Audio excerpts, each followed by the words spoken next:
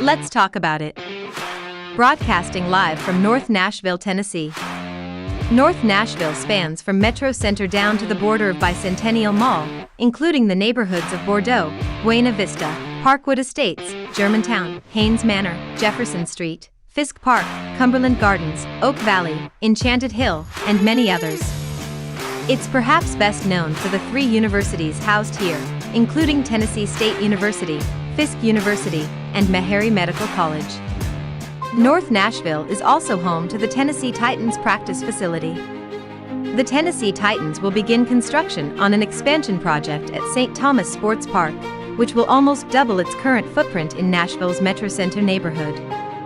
The plan includes 60,000 square feet in additions, including a new building situated along one of the practice fields, and major renovation of spaces within the existing 75,000 square foot building. Now live from North Nashville, Dr. William Head. Let's talk about it. Good afternoon, ladies and gentlemen, and welcome to Let's Talk About It in beautiful North Nashville, North Nashville, Tennessee. Welcome to a day that has featured great stormy weather, a good amount of rain, which we desperately needed, and now sunshine. We are running through the gamut of weather patterns in one day. We welcome you to North Nashville and our show. Last Saturday, I was like a lot of people watching the game between the University of Colorado and the game with Colorado and the University of Oregon, and I always wondered how hate was ignited, nurtured, practiced, cultivated. How you can get one individual, a group, a team to hate their opponent to the point of fanatical hate, vitriolic hate, paranoid hate. I believe Oregon's coach Lanning gave us a primer during his pregame speech, turning the efforts of the opposition into a sacrilegious affront to mom, baseball, apple pie, Chevrolet, and the American way. This is not in condemnation of Coach Lanning at all, because I figure he is who he is. I'm not calling him a racist. I'm not calling him anything other than what I heard him say. It was totally outside the 40 years I spent as a coach of some sport, from football to girls softball to women's softball, women's track and field, basketball. I'd never heard a coach give a hate speech before. I've heard coaches admonish his players as to how well the other team plays and what level they had to play to win a game. But I've never heard anybody preach hate like that. I don't think Mr. Lanning is anything more than a man who is ambitious and looking to advance his agenda. But it was just disturbing to see young men, impressionable young men, 18 to 22 years old, being subjected to that particular level of vitriolic hate. Just saying, means nothing. I just find it disturbing. Congratulations to Sister Ella Clay on a successful fundraiser for Healing Minds and Souls. You can contact Sister Clay at eclay at healingmindsandSouls@gmail.com. She is a wonderful lady. She'd love for you to send her a few dollars. I'd like to see that too.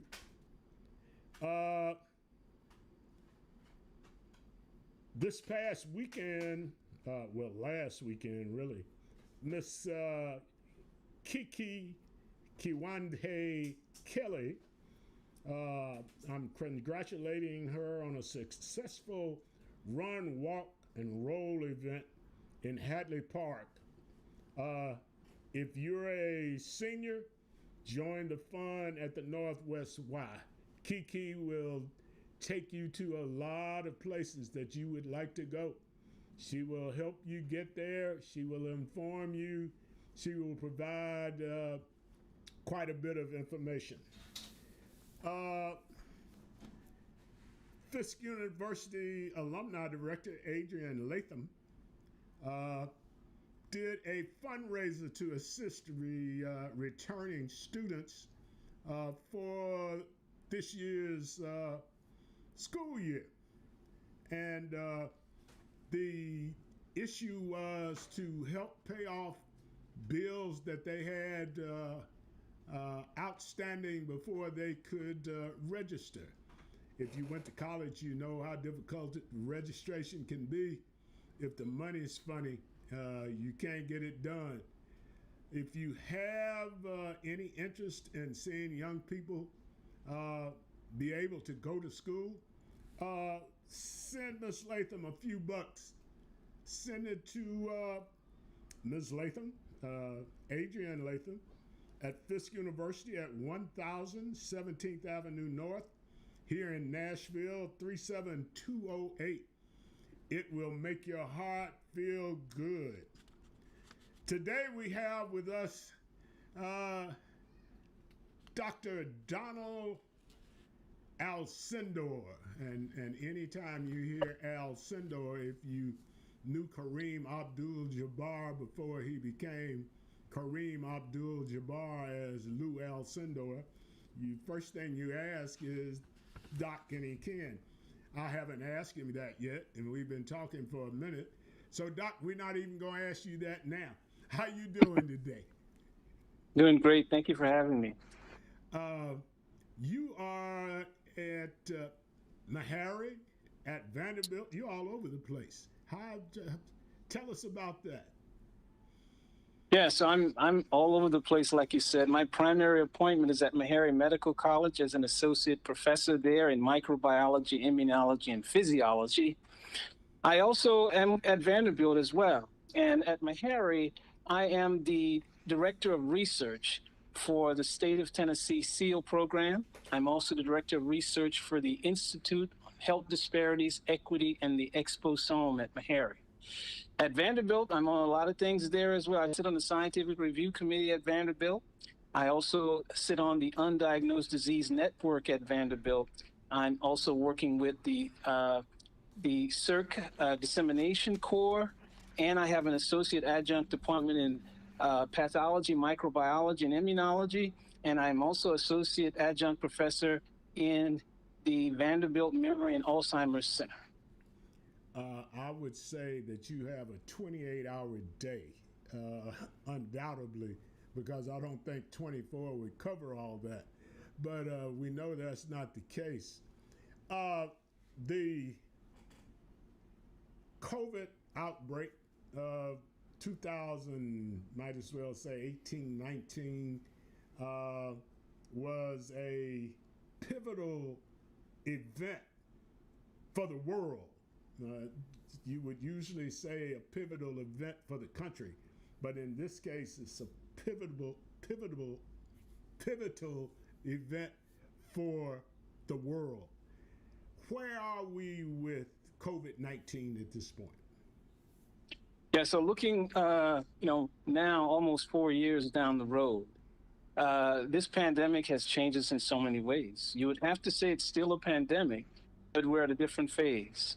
A phase where we've seen large reductions in infection rates, hospitalizations, and death across the world.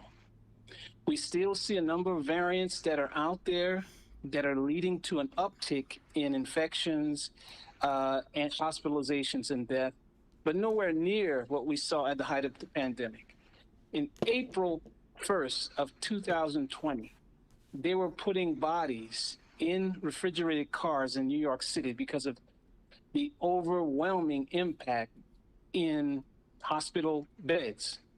Not enough hospital beds. So if you were in a car accident and needed to be in ICU, there was a COVID patient that had your bed. And again, we had a situation in the United States where the federal government stepped in and said, look, we're going to pay for tests. We're going to pay for hospitalizations and all of that.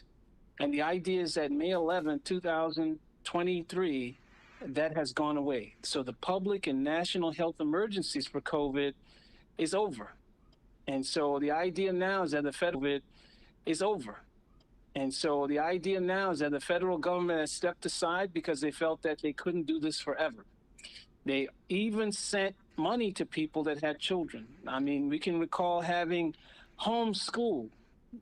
We talking about medical school being taught by Zoom. We never thought we would be in that position. We saw an overwhelming number of people die. You know what I'm saying? To the point of more than 1 million people dying of COVID. We haven't seen any kind of devastation by an infectious disease since 1918, 1919. The Spanish flu, since we've seen that number of people die. And of course, there were many more at that time. And so we are at a phase where COVID has been manageable. COVID will continue to possibly take the lives of the very young and the very old. And we know across the world now that 80% of people that die of COVID is 65 years and older. That's across the world. And we know that young people that get COVID and have difficulties in terms of hospitalizations and death are those young people that have underlying medical conditions. And so the idea is that COVID basically can infect you. It's highly infectious, more infectious than the flu in most cases. And it will lead to severe disease in people that are immune compromised. And again, that's going to be people that are very old and those young people that have underlying medical conditions that will suppress their immune system. So we're at a place where COVID is still there. We still have to be cognizant because we know that any day, any month down the road, you can have one of these subvariants of the COVID-19 virus arise and start to lead to infections, hospitalizations, and deaths at any time. We have never seen this, but when we think about it, there are 7 different COVID viruses that can infect people. And we have 3 of them that are very, very dangerous because they cause a condition called acute respiratory distress. And that's kind of a type of lung failure. So this virus, this COVID-19 virus, is very good at giving you a life-threatening pneumonia. But it turns out something that is very interesting is that children have less of a problem with this virus than adults because children often don't have underlying conditions like diabetes, hypertension, kidney disease, lung disease, COPD, asthma, and all of those things that predispose people to the most severe consequences of COVID. Young people don't have it. And young children have the ability to regenerate the pulmonary epithelium that this virus likes to attack in the body at a rate that is very much more than you would see in adults. And so children have an advantage, actually. They are infected all the time by little things that are subclinical. So their immune system is always prime. And so when a virus comes on the scene and you have a prime immune system, it's likely to take care of it fairly quickly. And of course, children don't develop what is the most severe consequences of early COVID disease, and that is the cytokine storm. This is an inflammation hurricane that this virus caused in the early stages of disease, And it turns out that inflammation hurricane does not happen in children. And it's believed that COVID doesn't go below the neck in a child. And of course, we know that the most severe consequences of COVID is in the lower lung. There are new vaccines that are out. They are touted to be the answer to this year's version of COVID. Tell us about the progress of the production and the effectiveness of vaccines against COVID-19. Yeah, so we walk ourselves back to the original strain of virus that was in Wuhan, China. The NIH was able to get the sequence of this virus that was then used as part of Project Warp Speed. Project Warp Speed was a project that was ushered in by the Trump administration to develop a vaccine. And the idea is that you had to develop a vaccine and be able to have something that was at least 50% effective. You'd have to develop 300 million doses to take care of the people in the United States. And they wanted you to have it by January 1st, 2021. And so the idea is that you had to do it fast. And a few companies were able to do that. Pfizer and Moderna were among two companies that were able to do that. Later on that year, you saw Johnson & Johnson was able to do that as well. And so you had our first vaccines. Initially, we got what is referred to as the primary series. We got 2 vaccinations, the primary series. Then there were 2 boosters, okay? And then we had a third booster in the form of the Omicron bivalent booster. As of September 12th, the Omicron bivalent booster that was supposed to be the first update of the COVID-19 virus is no longer sanctioned for administration by the CDC. And of September 12th, we have ushered in a new COVID-19 vaccine. This is referred to as the new COVID-19 vaccine. It is a monovalent vaccine that was developed against the XBB 1.5 Omicron variant. And the idea is that if the virus is changing, you have to update your vaccines. And that is something we're very used to because the influenza vaccine is updated every year. And again, it matches with the virus that is circulating in the general population at the time. And that's why the influenza virus is updated. And it has to be updated relatively early during the flu season because it takes 6 months lead time to develop the influenza vaccine that will go into the arms of people during the flu season. So we've updated the influenza vaccine for decades. And the idea of updating the COVID-19 vaccine is something that would follow. We expect that the COVID-19 vaccine now will be on the annual cycle of every year, just like the flu vaccine. And of course, these vaccines have been very efficacious. So when you think about the Pfizer and Moderna mRNA vaccine that we've seen as 94 and 95% effective, we have very few vaccines prior to these vaccines in our arsenal that have that level of effectiveness. We simply have not seen it. And what it will likely do, the mRNA vaccines will usher in a new era in vaccinology. That is, with the opportunity maybe in the future to develop a viable and effective vaccine for HIV as well. The fact that your president, Dr. Hildreth, is an immunologist, and you, as I hear you speaking, are basically on that same tone along that line. The importance of continued development and administering of the COVID vaccines as it relates to the future of public health. Tell me where that goes from here. Yeah. So yes, I'm a molecular virologist by training. I did my PhD at the University of California, Davis, and I did my graduate study at Johns Hopkins and the NIH.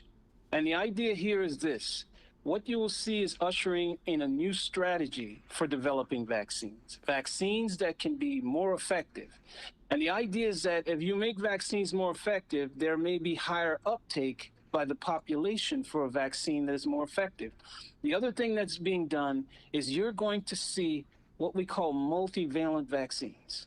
This is one vaccine that will protect you against multiple diseases, meaning that Pfizer right now has in development a vaccine that would protect you against COVID, influenza, and respiratory syncytial virus.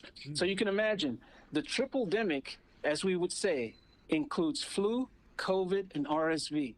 And having a vaccine to all three of them where you would get one shot at one time would be revolutionary in so many ways. You can imagine the protection level that you would give the very young and the very old that are highly vulnerable to the most severe consequences of COVID. And that multivalent vaccine, if approved, more than likely it will seek regulatory approval in December. And so you will, if this happens, you will see vaccines change, meaning that you would not be getting just one shot for one disease. You would probably start getting in the future one shot for multiple diseases. And again, what it would do is reduce the level of vaccine fatigue that is out there. People, when I'm at the vaccine events, they're always telling me about vaccine fatigue. Why do I have to get another one? Why do I have to get another one? And the idea of having all of this in one shot, you can imagine what that would do, meaning that you'd be able to stop one time at your local pharmacy or federally qualified health center, get one shot for all three respiratory tract infections that would be out there and very dangerous during the flu season, in the season that we are in now. Well, it sounds like you guys are on the beam this time, ahead of the disease. I know when it first started, the agency that had been developed during the Obama administration was abolished, and all of the work that they did was shoved aside. Seems like there must be some work going on now. You speak of the effect of chronic diseases on people of black and brown persuasion, red persuasion, and how they play into the mortality rate from COVID-19. Yeah. Speak more on that subject, please. Yeah, so when we look at the COVID pandemic overall, especially in the early days, what we saw is that people that had these positions of always being out in the public, and the idea is that they were exposed more. They had less access to PPE. They had less access to all sorts of medical services. They became vulnerable. And the idea is that within that vulnerable population, you had pre-existing unmanaged chronic conditions. You had people that overwhelmingly had high blood pressure. They had diabetes. They had lung disease. They had COPD. They had chronic kidney disease, and so forth. And what we clearly know is that black and brown people are more likely to be at higher risk for these unmanaged chronic conditions. And the idea is that if you don't have the wherewithal in terms of people that may not be maybe uninsured or underinsured, they are not able to manage the chronic conditions. Then you come in with a virus that particularly likes to infect and cause disease in people that have an immune system that is weakened. And when you have underlying chronic diseases and you're older, you are likely to be a patient if you get COVID, a person with more severe disease, a person that is going to be in ICU, a person that is likely to be put on mechanical ventilation for survival with COVID. And the idea, if you're older with unmanaged chronic disease, many people have diabetes and hypertension together. This is dual risk for severe COVID disease. And the idea is that they have no insurance, They have to take care of primary needs and are not able to provide themselves with the medication that's required, or for that matter, when it comes to high blood pressure medication, non-compliance is a problem, has been a problem for a very long time.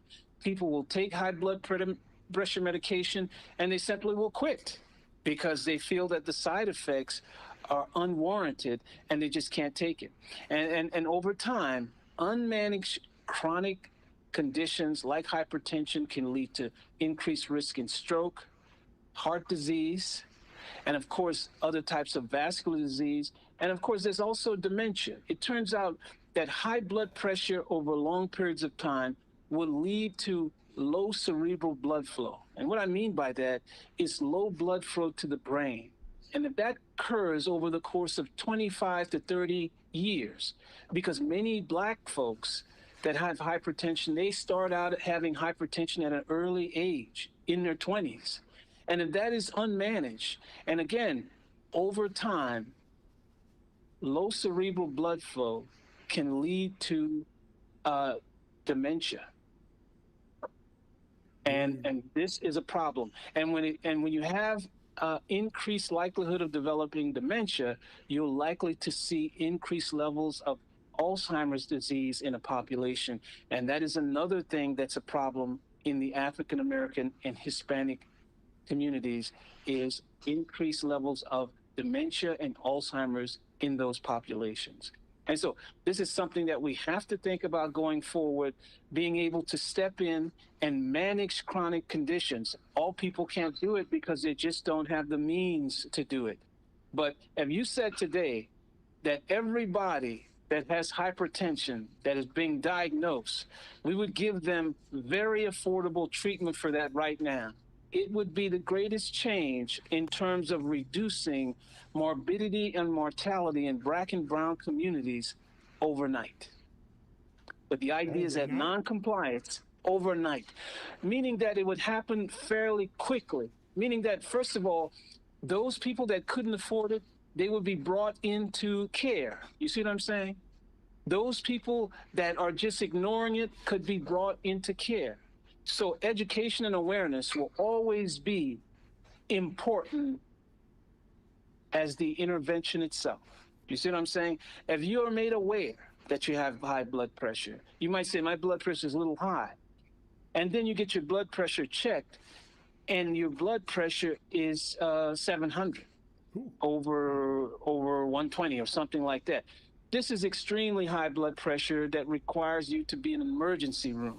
And you might be sitting there with this kind of blood pressure for the very longest time. And you basically are going to be introduced to a stroke at a time when you're not ready. So the idea is that being diagnosed late, Black and brown communities are diagnosed late for just about everything. That means they clinically present with most severe disease when you're diagnosed late.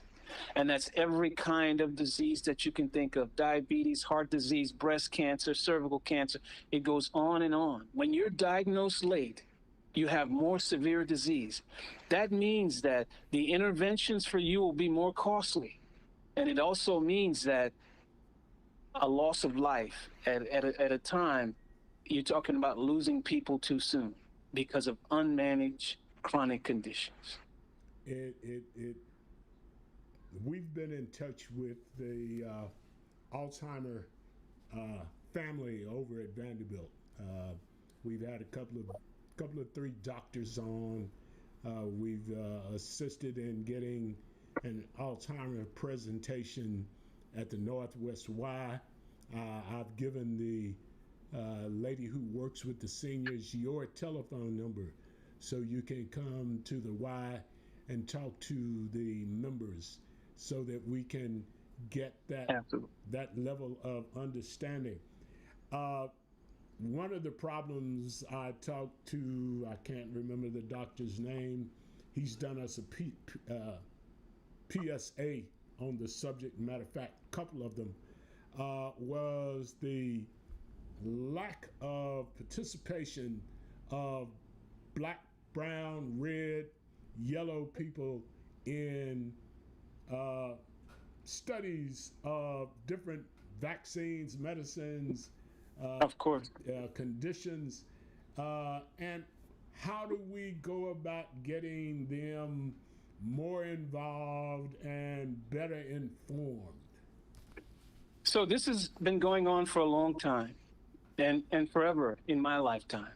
And the idea is that in basically 1993, the federal government, who provides NIH with the funding that they have, said to them, it's time for you to include women and minorities in clinical trials.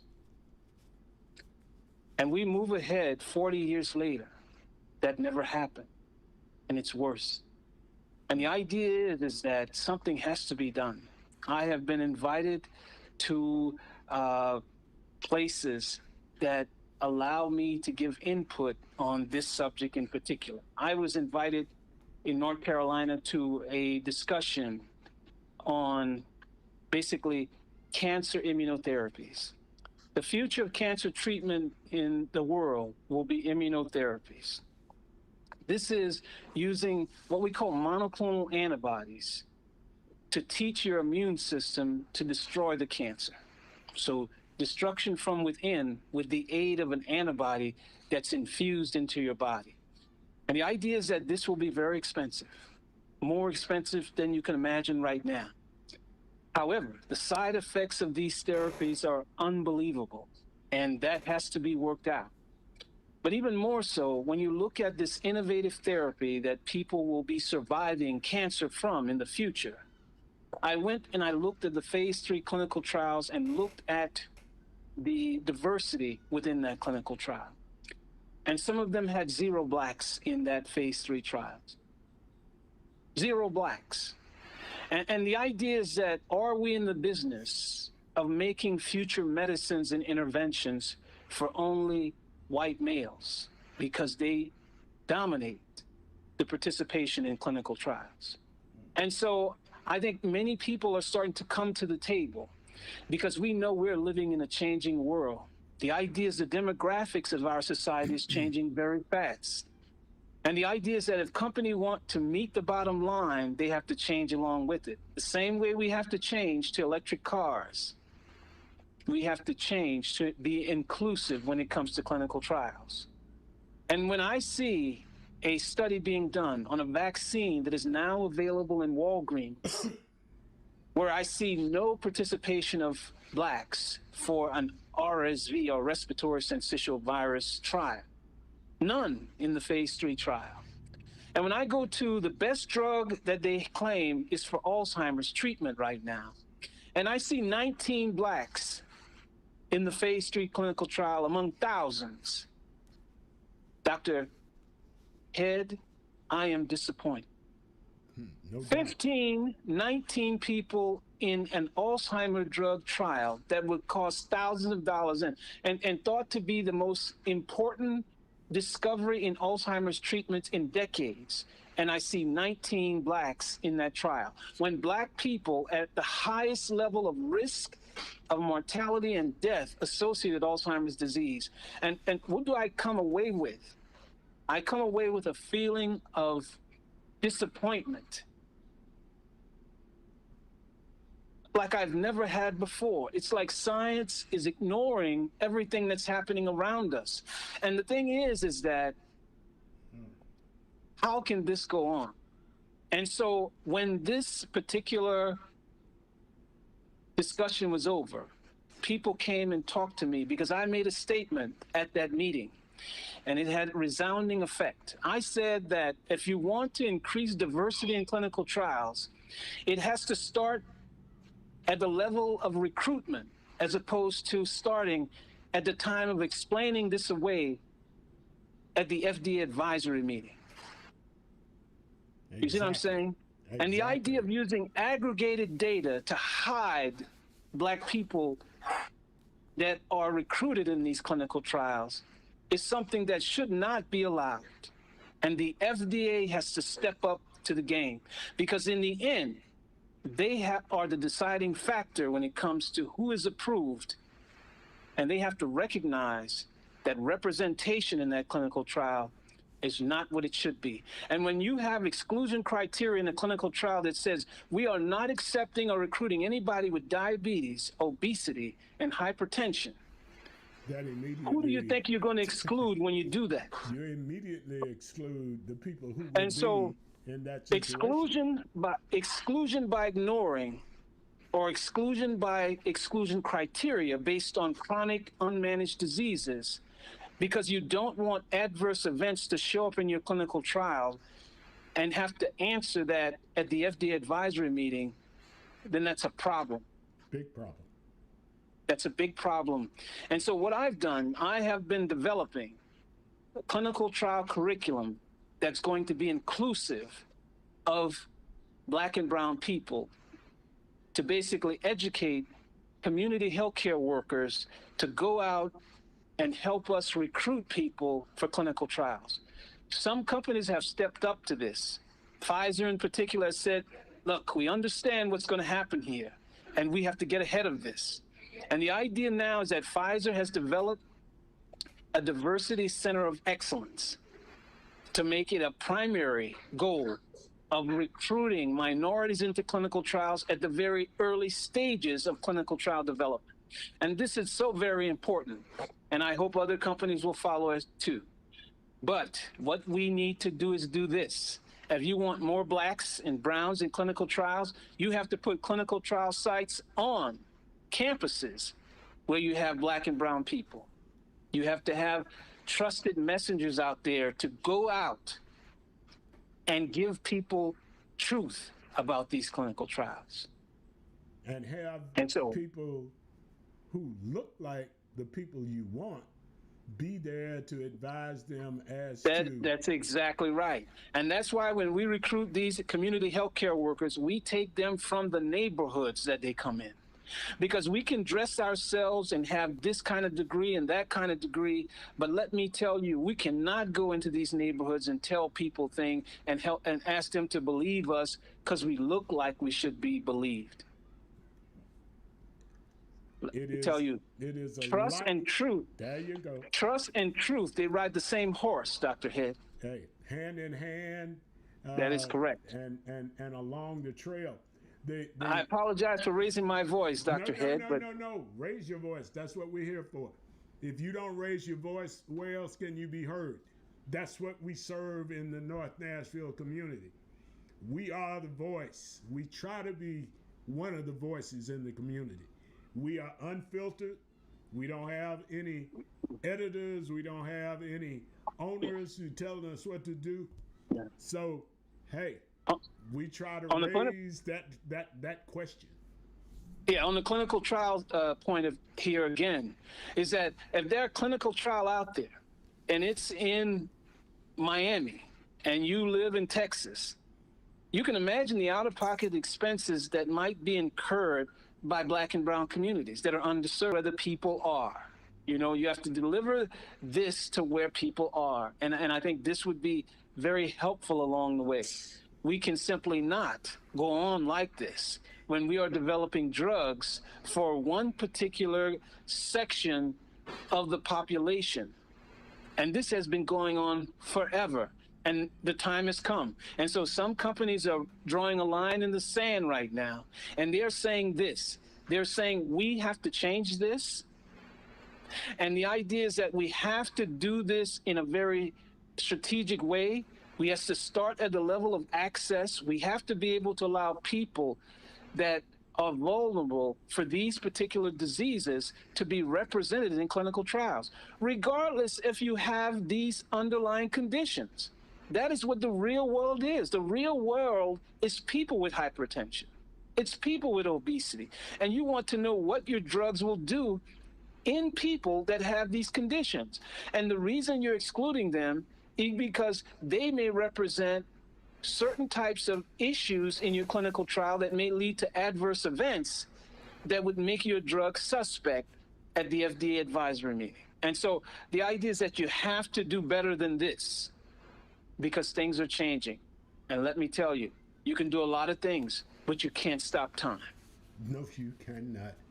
One of the discussions I've had with maybe 4 or 5 different doctors we've had on who are local doctors from Meharry and from Vanderbilt and from Matthew Walker Health Center, others who are private practitioners, is the fact that people of color, when they are served by other people of color, get better served service and are served better.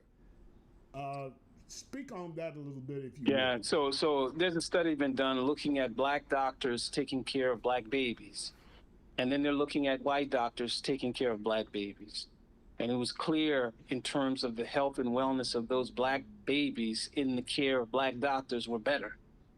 And I think it goes to the point where the trust, the concern, and the care and the responsibility that you have to people makes the difference. You see what I'm saying? Meaning that if you go out of your way to care for people, then people are going to be better cared for. And that's what I think the difference is. When you go out of the way, you become very resourceful, you assume responsibility, you check up on people, you make sure that after they leave the hospital, they're cared for. You see what I'm saying? Because when we think about hospitalizations, we think about when people go home. If you don't care about people, you send them home too early because this, that, or the other, then you have a situation where a person has to return to the hospital for care. We've seen this many times in nursing homes when people go to nursing homes. And it's very clear that in nursing homes, where you have the majority of the clientele being black or brown, they are cared for less well. And what I mean by that, they have less registered nurses there.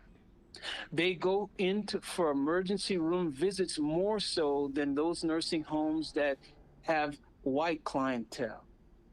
They are going to be diagnosed with whatever they have later. You see what I'm saying? Meaning that the intervention is going to be more expensive.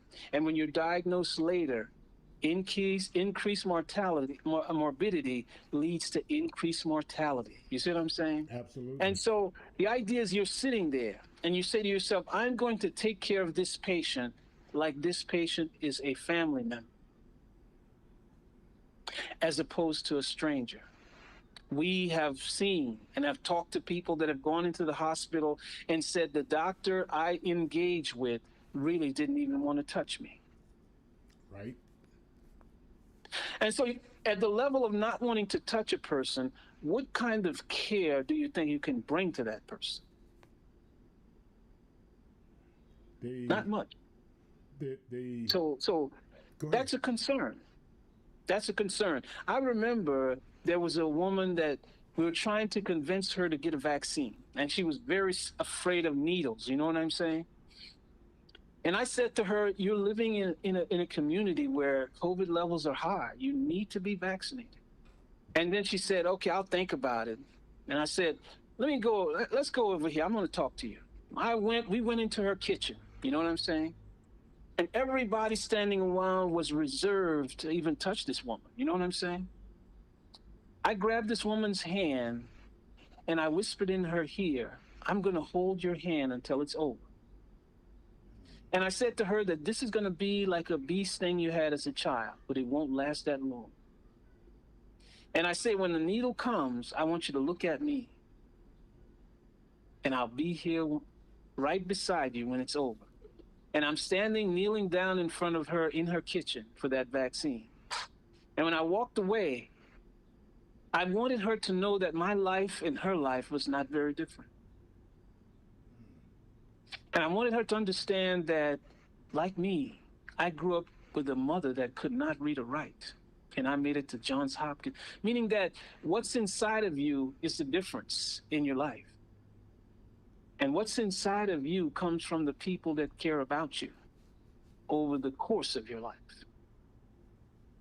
And when we left, she will never forget that encounter. one of the things that is tough is the fact that the number of African American doctors that are produced each year does not meet the need of the black community. What is it we can do to increase the interest in science in our children, since they're told from early in their elementary school careers that they don't have the innate talent to deal with mathematics and science? How do we get that out of their minds? Yeah, so it starts very early. It starts very early. And again, children growing up in a family household, you know what I'm saying? It starts very early. That why does football and basketball have to be the things you should strive for? Why not be a medical or a legal professional? You see what I'm saying? And the idea is that they see on television that if you're able to do this, you're able to come out of this community, doing all of these things that they see these guys doing. Social media and television has a lot of control on young lives, on young minds. You know what I'm saying? And then I have to say that when we look at medical school in particular, we have to say that black women are making the difference. You see what I'm saying? Looking for African American men in medical school is the issue. And the idea is that it has to do with, I think, incarceration. And so the idea is that when you're growing up and you're not managed as a child in terms of rearing that child, what's wrong, why you're not doing your homework, why you're staying out late, all of those things that require you to raise a child to go out in the world to be productive. If that is subverted in some way or is not there, then you have a situation where a child can grow up as a young man or a young girl and then have infractions with the law that will put them behind in terms of being able to succeed academically. Meaning that when you go to professional school, they want to look at your past, they want to look at your present, but anything that you've had in terms of infractions with the law is going to be a subject in the committee. You see what I'm saying? And so if you've had infractions with the law, going to college might be a difficult thing. Going to professional school could be a difficult thing. And the idea is that you have to have mentors that this young man or this young woman can interact with at an early age. Me, I can say that my brother went to college, you know what I'm saying? And then he told us about what college was like and how great it was. And we didn't want to be nowhere else but college. You see what I'm saying? And so the idea is that you have to have oftentimes a mentor, and that mentor could be within the family or outside the family, but somebody to give you that structure that you need to give you an opportunity to grow out of just being foolish about a lot of things in life. And I felt that I came from a time when fathers and mothers were disciplinarians. You see what I'm saying? That you had to explain why you're coming in late. You had to explain why you didn't do your homework. You had to explain why you couldn't be at church on time. And so these are the kinds of things that I think are going to be important. But I believe that children can get mentors from everywhere. I think sometimes only it can be a simple call on the phone to them to reassure them that somebody cares about them. You see what I'm saying? And I want to say that home life is not a good life for every child. No. It's not. It's unfortunate, but it's not. And to be reared in that environment and to have great expectations are often difficult and challenging. I've listened to some information about the Jacksonville Jaguars in the NFL, who have worked to put more black men into the elementary school system in Duval County in Jacksonville proper. And they have seen a greater development of the reading skills of the young black boys that the school serves. I am sure that if young black men see more black men in positions of authority and positions of development, that they will find a level of improvement in their view to the future. Our problem is our children have a very distorted view of the future. The future is now. It's not 20 years down the road. So I will ask you now to provide us with a parting statement that you would like to give to our audience. Yeah, and so I would say this is that we need to be vigilant, and we need to take our health and wellness into account. We need to be able to also deal with mental health issues that we have, and we need to support one another in the things that we do. I think that, if there's a young person around you that is being misled or abused in some way, I think you should speak up about it. I think you should step in and be helpful. And I just think that young people are very smart, they're able, and at the same time, they need to be shown the way. When you tell a young person, if you use the numbers like we do in science, on some of these things, the average time for an NFL running back is 2.3 years. Now, you tell a young person that the average time of, first of all, making to the NFL is difficult in its own right. Less than 1%. 2.3 years being a running back. And you ask yourself, what do you do with the rest of that life? You see what I'm saying? And I say to them, there is nothing wrong with having a good life when you're not breathing hard. And the idea is that we have to give each other opportunities too, because everything starts with an opportunity. If you want people to succeed, you have to give them an opportunity. And we are culturally and historically have lacked opportunity. And that lack of opportunity has led to disparities in every segment of our lives going forward, whether it be housing, whether it be education, whether it be anything in terms of overall wealth. We have suffered from a lack of opportunity for the longest time.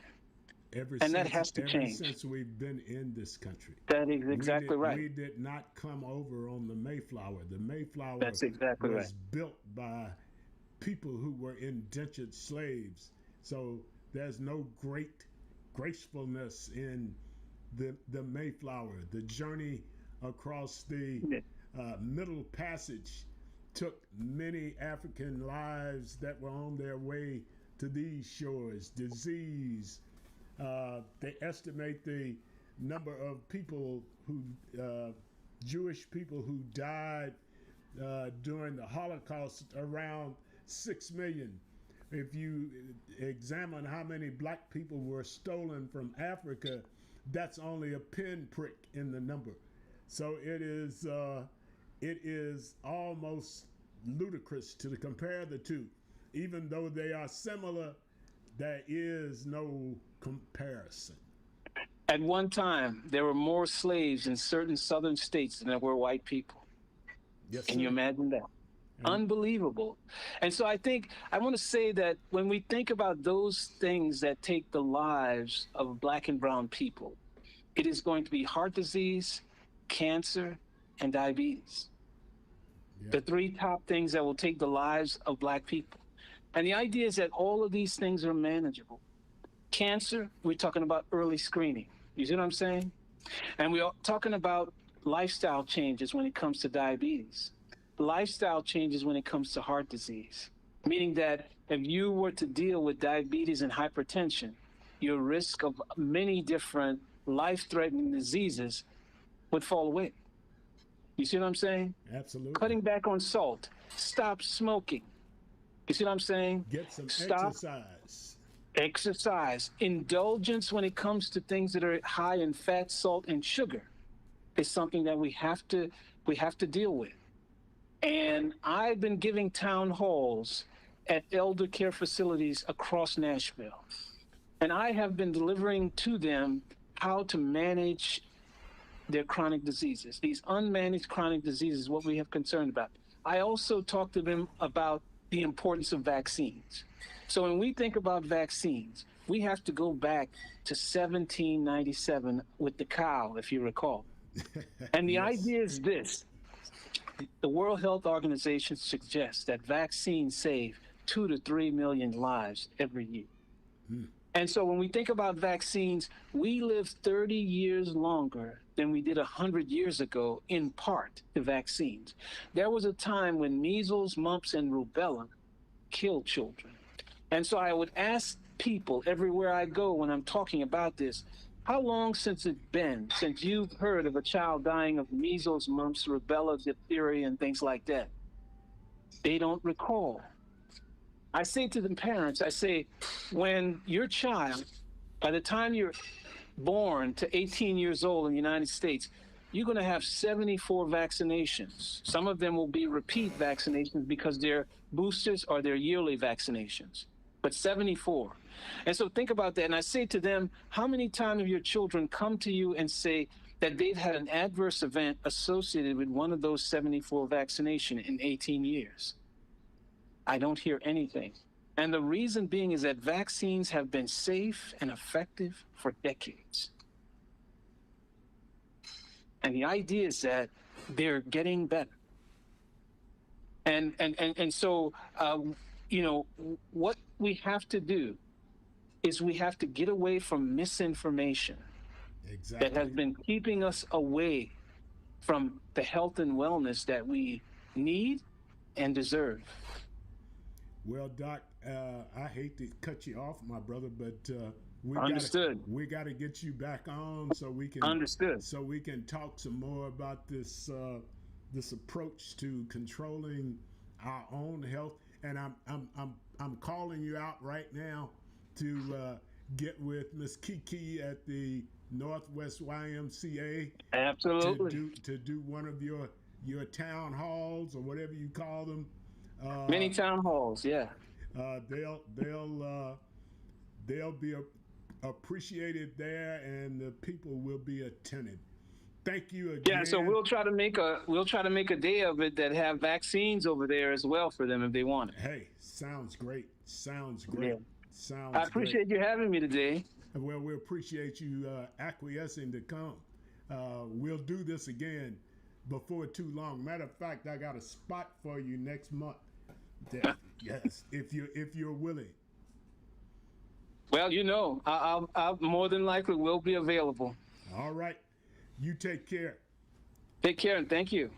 Ladies and gentlemen, I usually have a lot to say at the end of the show. I won't have quite as much today. It's amazing that the Uncle Billy and his sidekicks had a special session for the legislature and did absolutely nothing for the people they claimed they were there to help. I'm finished, Brandon. And it is impossible for us to keep dealing with ignorance like that. And now, you folks who attend the dumbest schools and colleges in the country and are taught by the teachers who attended those institutions are now about to get another dose of stupidity from the state of Tennessee.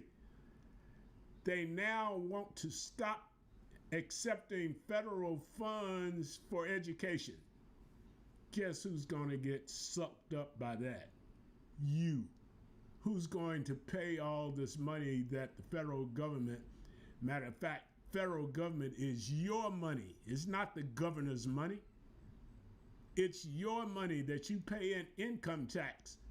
He's already sending money for health care back to Washington. Now he doesn't want to accept money for education because he can't spend it the way he wants to. Let's not even mention the $2.1 billion he owes Tennessee State University that he keeps squirming around, kicking down the road. I'm a broke man, but I got $1,000 to start finding a lawyer to make this state put its money where it's supposed to be. $2.1 billion. I'll go broke to get that done. $2.1 billion. Where would Tennessee State University be if it had all that resource over these years? Tennessee State is a well-run institution. They have not had a bad audit in years.